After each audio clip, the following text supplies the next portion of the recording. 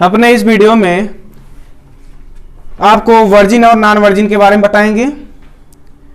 तो सबसे पहले वर्जिन नॉन वर्जिन लड़कियों से होता है ना कि लड़कों से होता है। लड़कों में कभी नहीं पता चल सकता है, लेकिन लड़कियों में पता चल सकता है।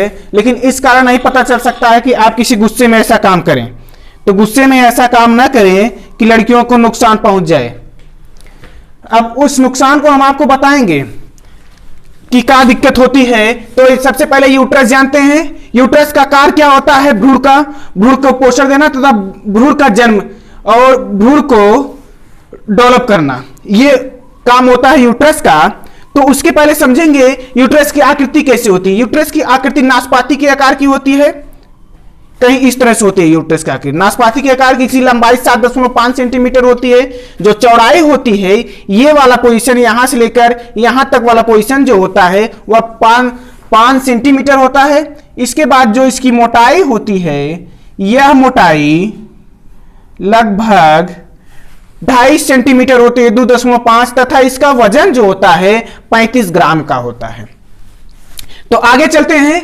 इसमें ओवरी होती है, ओवरी से ओवम का निर्माण होता है तथा यहां वेजाइना होता है और इसमें सर्विक्स भी पाया जाता है। सर्विक्स, वेजाइना, इंटरनल ओस, ये वाला पार्ट होता है जहां से स्पर्म जो होता है, एक्सटर्नल ओस, स्पर्म जब फर्स्ट स्टेज से जाता है तो एक्सटर्नल ओस से लड़ते हुए जाता है। इसके बाद जो बचते हैं इंटरनल ओस से जाते हुए ओवम से मिलते हैं। ओवम ओवरी से निकलता हुआ यहां से चलता है तो फॉलोपियन ट्यूब मिलता है। फॉलोपियन ट्यूब में जब मिलता है तो इधर से स्पर्म भी जाता हुआ प्रतीत होता है, कहीं इस तरह से यहां जाकर मिल जाएगा तो फर्टिलाइजेशन क्रिया हो जाएगी। तो यहां हमें और आप में अंतर का रखना है वर्जिन और नॉन वर्जिन में। तो कैसे लड़कियों की शादी हो जाती है, तो उसमें उसका जो आदमी जो हस्बैंड होता है, जो उसका पति होता है, वह ये संकोच में लगा रहता है कि ये सेक्स कराई है या किसी से पहले इसके टच में थी या किसी के साथ संबंध बनाई है।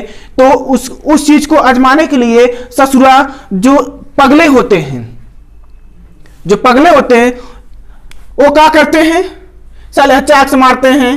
तो केवल ये देखने के लिए इसका हाइमेन टूटा हुआ है या नहीं, यही चीज को जानने के लिए साले चाक से मारते हैं। तो ब्लड नहीं आएगा, का पानी आएगा। तो ये चीजिया को, तो आप उस चीज को, यानी उस प्रॉब्लम, ये मांस होता है ना कि कोई बना हुआ काठ का चीज है। काठ का चीज नहीं होता है बाबू।